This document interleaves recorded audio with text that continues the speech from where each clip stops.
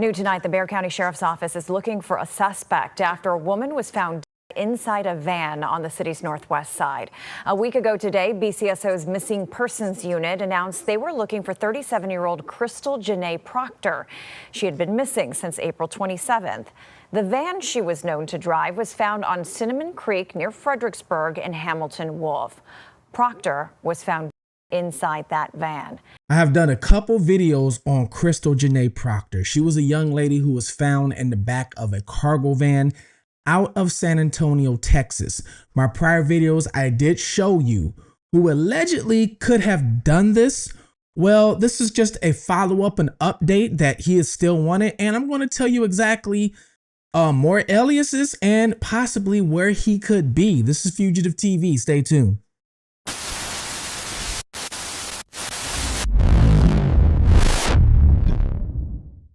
Welcome to Fugitive TV. I am your host, Marcel.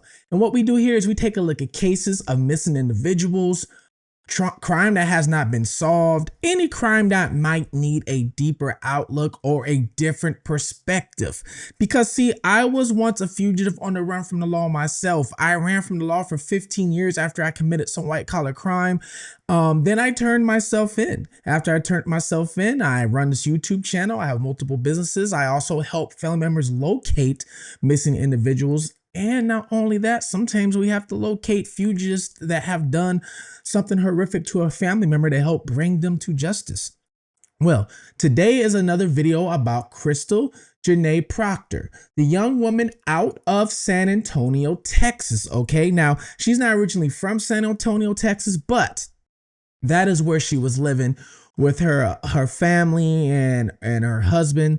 And just to give you a brief rundown real quick, which I'm going to refresh your memory just in case you don't remember about this case. She was the one that was found in the back of a cargo van in San Antonio, Texas, after she was reported missing. Then the news put out a couple images asking if you know anything about the van, anything about, what happened, or if you know who the suspect is, to please contact them. Let me read your article real quick so we can go over some information about this. Now, this is a Facebook post from the citizen veteran journalist of Bexar County. We actually have been working with each other, comparing notes of what we have. So we have been on this. All right. So this is what they posted a couple days ago.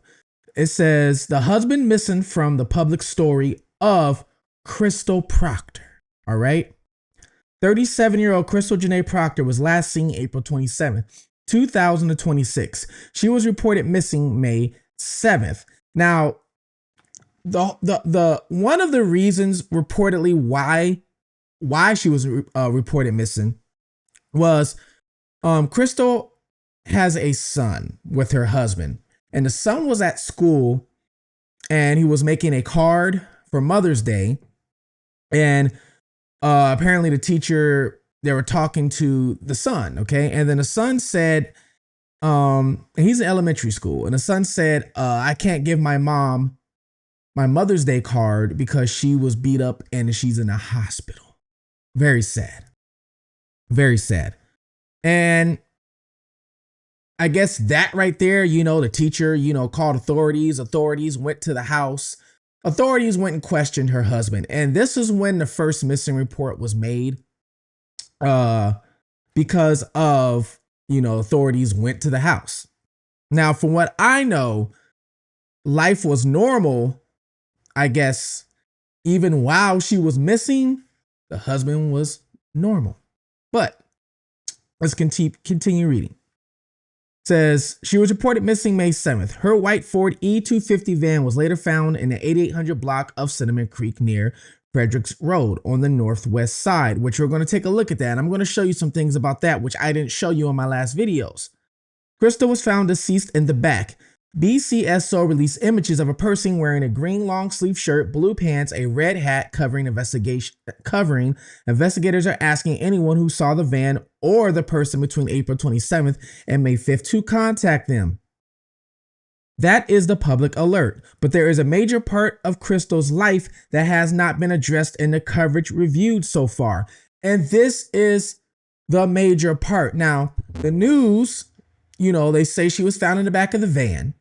They're saying if you've seen this guy or know anything about this guy, let us know. But they're not telling you the full details, even giving you a little hint, which we don't understand why. All right. So public records show, which they do because I looked at them myself, show Krystle Janay Proctor married John Gregory Brown in 2019. Her public Facebook profile uses the name Krystle Brown. Brown appears in a public medical social media world connected to Krystle, including a dog kennel business she formed. So Krystle opened up several businesses, okay? A lawn care business, a kennel business, a cargo business, and I believe one was like a beauty line too. She's opened up several businesses, all in her name, none in her husband's name, her husband John, none of his name, okay? Yet the public coverage identifies her only as Krystle Proctor. It does not mention the name Brown. It does not mention a husband. It does not explain whether she's still married, separated, divorced, or estranged when she disappeared. The omission is now more than a missing biological detail. I'm sorry, not biological, biographical detail, because court records showed John Gregory Brown had a documented felony and fugitive history before he married Krystle. So in my prior video, I told you guys this. So her husband, John G. Brown, okay? Now, my very first video, it was very weird because when I was looking at Krystle's background, well, what you do is when you're trying to solve one of these cases, you look at the victim's background. The victim's background can point you in the right direction. As in, you look who they were hanging around with. You look at what the victim was into. You look at family members. You look at friends. You look at their significant other. The background is going to point you in the right direction. Okay? Hence the case of Monique Tepe and Spencer Tepe, which was a case I covered last year out of Ohio, okay, which was the dentist and his wife that were found shot inside their home. The kids are still alive and people were wondering who did it. But when you really dug deep into Monique Tepe's background, you saw she actually had a ex-husband who was bitter because she left him, okay? Guess who's in jail right now facing charges in Ohio? Monique's ex-husband, all right? Well, same thing with this case, okay? I looked at Krystle's background. I'm looking at her background. I'm looking at her family. I'm looking at friends. I'm looking at significant others. Now, the problem with Krystle's background is when we looked at her background, different names started popping up for spouses. That was the issue. And you're looking at like she can't be married to all these same people at one time, I don't think, right? So you're looking at these different names. Come to find out, John, the husband, was going by a bunch of different names because he originally had a fugitive warrant from a different state from, I believe it was 2016. Okay. And I mean, it doesn't stop there. He's got a long criminal history. All right. Well, it says right here in Chesapeake Court Circuit case CR 1300078-01, Brown pleaded guilty in 2014 to felony credit card fraud. He received a 3-year penitentiary sentence, fully suspended with indefinite supervision. He had 2 related felony charges: obtained a credit card number, obtaining money by false pretense, were dismissed by. So he got arrested, and he was originally convicted on credit card fraud. All right. Some of the charges ended up being dismissed. Then Virginia court records show 2 later fugitive entries. In the case of, which ends with 78-03, Brown was listed as a fugitive in a felony reinstatement case for violation of suspended sentence. All right. And that was issued January 26, 2016. So what that sounds like to me, violation of suspended sentence. This is what happens, okay? And this is what happened to me. So I know how this works very well.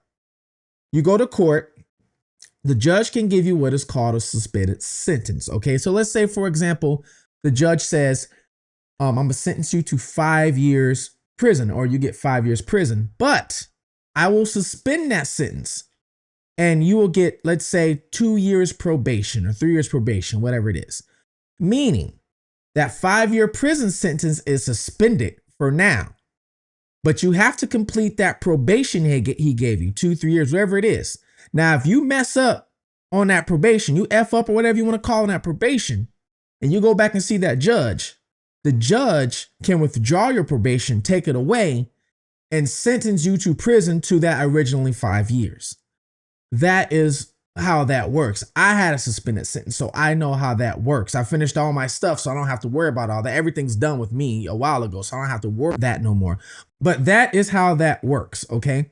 So it sounds like he originally had a suspended sentence. Possibly had probation. I didn't read it all yet, but possibly had probation. Usually you have some sort of probation when you get suspended sentence.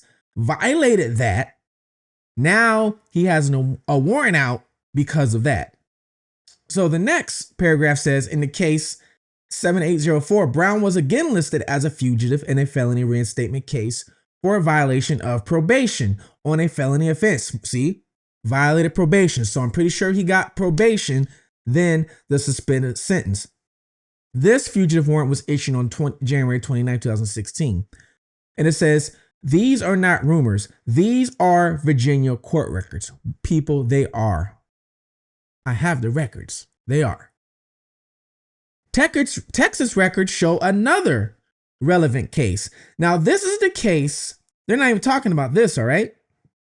In Bexar County case, and it gives you the case number. John G. Brown Jr., born September 15, 1982, was arrested by San Antonio Police Department on March 20, 2019 for evading arrest, detention with a vehicle. Now, I have the paperwork on this. It looks like he got arrested around 3:40 a.m. First of all, what was he doing out at 3:40 a.m.? By himself, without his wife. So, I mean, he could have been hanging out with some friends. Who knows? But I was just curious. What was he doing? Then he ran from the police. All right. That case was later dismissed in 2020. Now, he did get bonded out of jail.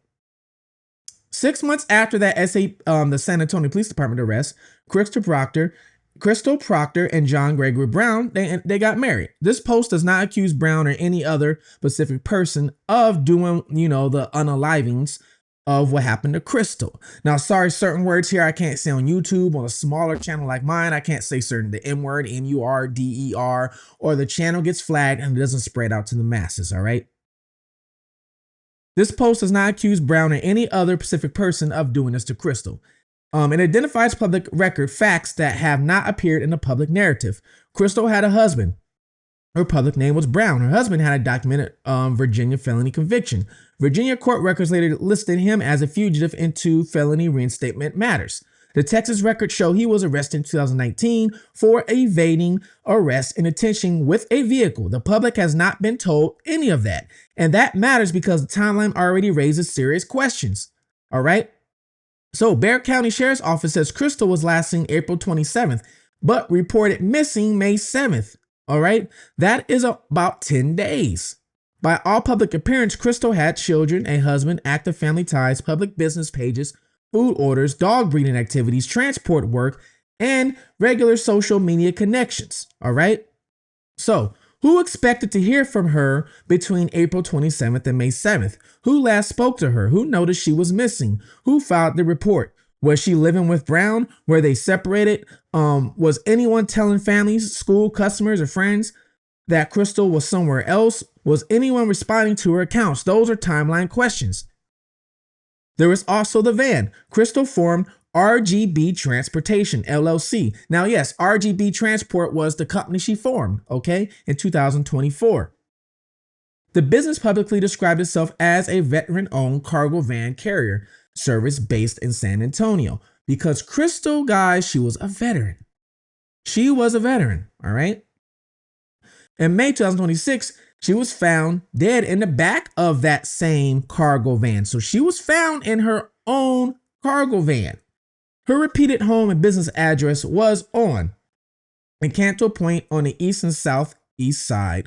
The van was found across town on Cinnamon Creek near Fredericks Road on the northeast side. Now, I do have another address for her too, okay?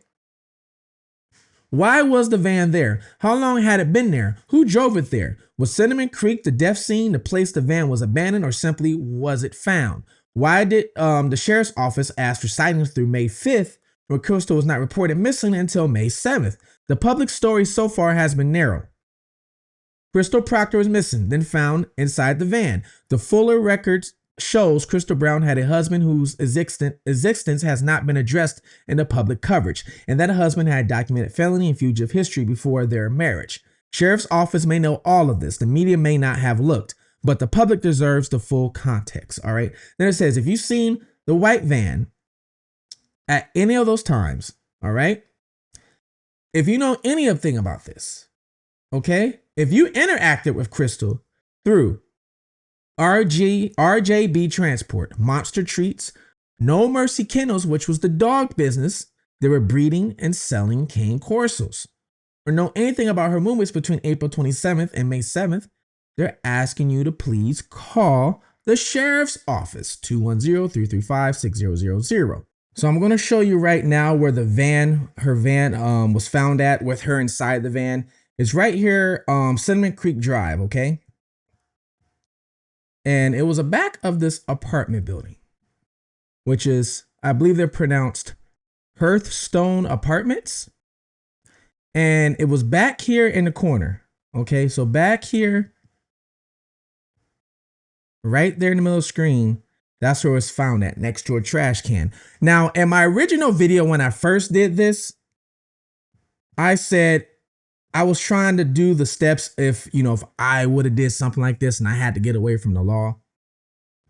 I said he probably would have walked back here through the trees or the trail, because there's no cameras back here. So you drop off the van, walk back here, and probably have a car parked somewhere, somebody pick you up. Well, after looking at this more deeply, I started looking at the video, the image of him that they have walking. Now, if you look at this picture right here from the Bexar County Sheriff's Office, this was on May 7th, okay? It says, deputies begin their preliminary investigation in the missing persons unit immediately attempted to locate Krystle, who had been missing since April 27th, 2026. The vehicle Krystle was associated with was later located, and it tells you the block, all right? Then it tells you about this person here, which, people believe to be John Brown, all right? Now, as you see, this picture right here, I'm looking at this picture closely, and then I'm like, wait. Look at that. It looks like a gas pump in the background, right? Looks like a gas pump, okay? So in the background right there, it looks just like a gas pump. See, look, right there. You can see tail lights. And it looks like that's yellow and red. So what gas station is yellow and red? That's Shell gas station. So if we go back to the map and the apartments, no, this individual was not smart and then go back here. What did they do? They dropped the van off, walked through the apartments, okay, looking how they looked, which should have been very obvious, to the main road. And guess what's right across the street? Right across the street, guys. A Shell gas station. And you know what's right at the Shell gas station? Look, a bus stop. A city bus right there. So I wouldn't doubt it if he walked to the gas station, because this is the gas station he was seen at. This is the gas station right here. Okay?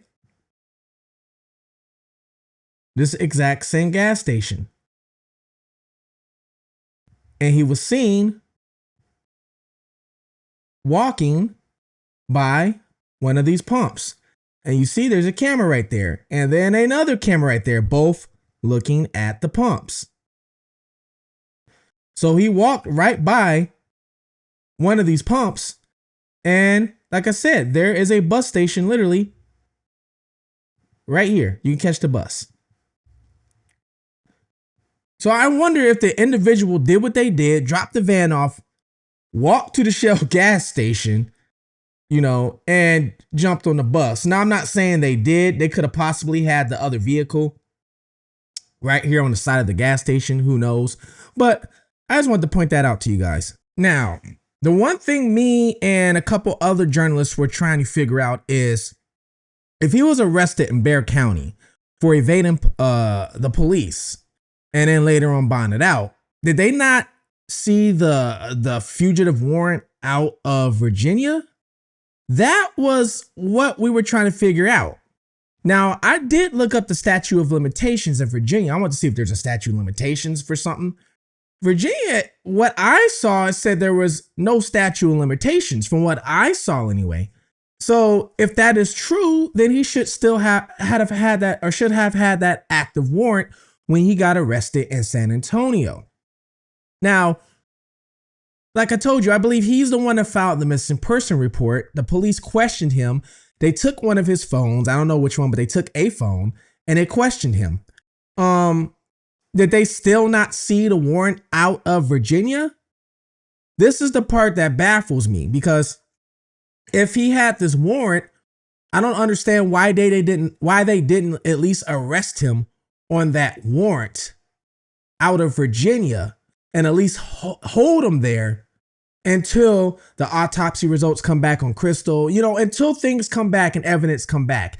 That at least keeps the person who did this off the streets, if it is John, her husband. So that part, we're trying to figure out exactly why he was not arrested, at least off the warrant. Now, which even adds to this more is his truck was impounded. So his truck was impounded as evidence. He was driving a gray truck. He dropped it off or abandoned it downtown San Antonio, and it was towed and impounded, and the police have the truck. So they have the truck, and it's as evidence for what happened. So right now it's just a waiting game, but we just don't understand why they would tell us to look out for this individual. Okay, look out for this person, but they don't tell us who this person might be. That part we find kind of like, why didn't they do that? So it's like up to us, I guess, to tell you guys who this person might be. I don't know. Very odd. Now, since this was Janay's own cargo van, this will make you wonder, was she supposed to meet somebody and they did this to her? Did they do this to her and then throw her in the back of her own cargo van and then dump her off there? Where exactly did this happen? And if they did this, put her inside the cargo van and dropped her off there, then how did the suspect get away? All right. So he either had to be picked up, because you can't drive two vehicles in one time unless you already had this planned out. That would be the only way. Unless this was already planned out, there was a vehicle already there waiting. Okay, already there waiting.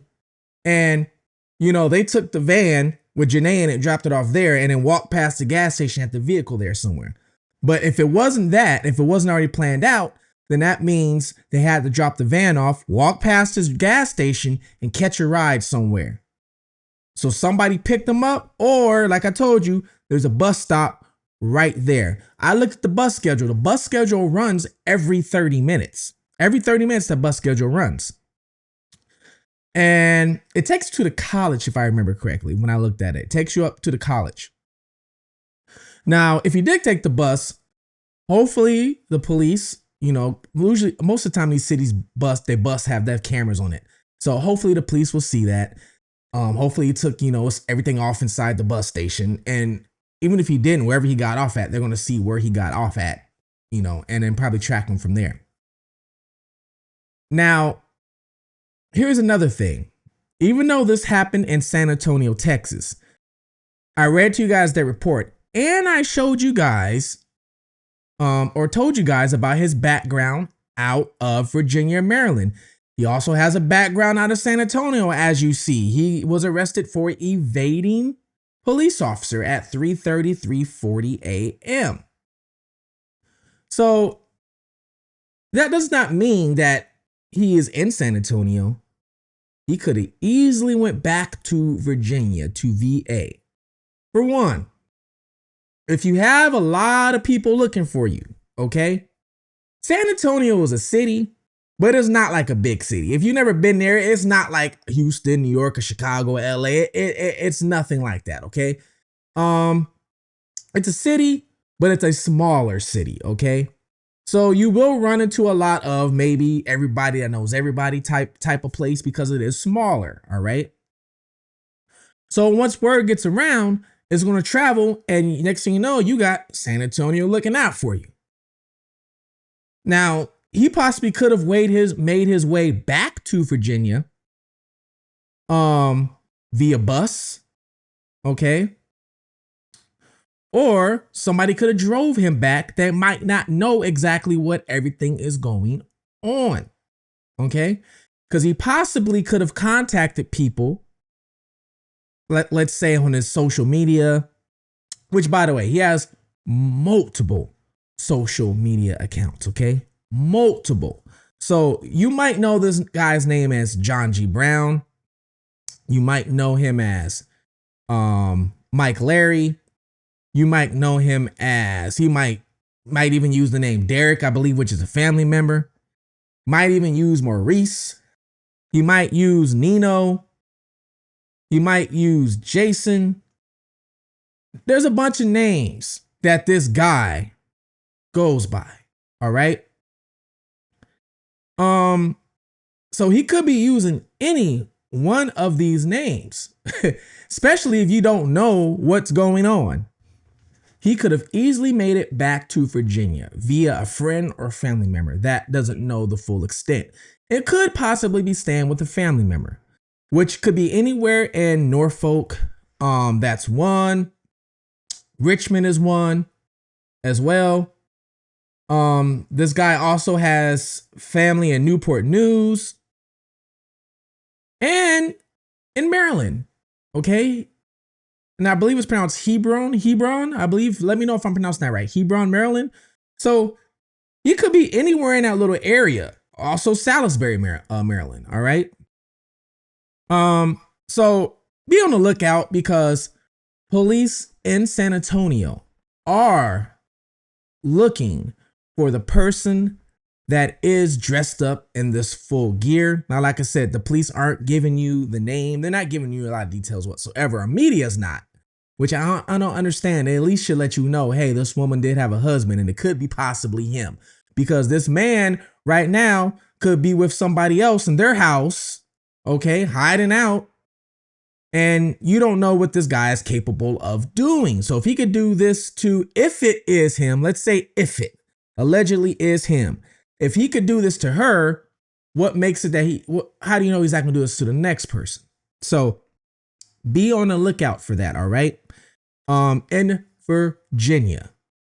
Now, I'm going to continue to keep following this case.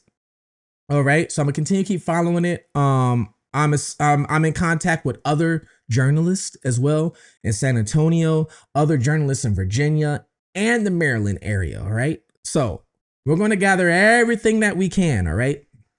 Please like, subscribe, tune in to Fugitive TV, especially if you like what I'm doing here. And for all my people who's been supporting me, thank you so much. All right. You have helped this channel blow up. I've been one of the fastest growing channels in the true crime network. So thank you so much. So please remember, like, subscribe, turn notifications, and always leave a comment, even if it's hello, because the more comments that get left, it helps the algorithm and it helps this video grow, that spreads out, because this video, something like this, needs to be spread out. All right. So please, Fugitive TV, take care of one another, love one another. Until next time, I'm out.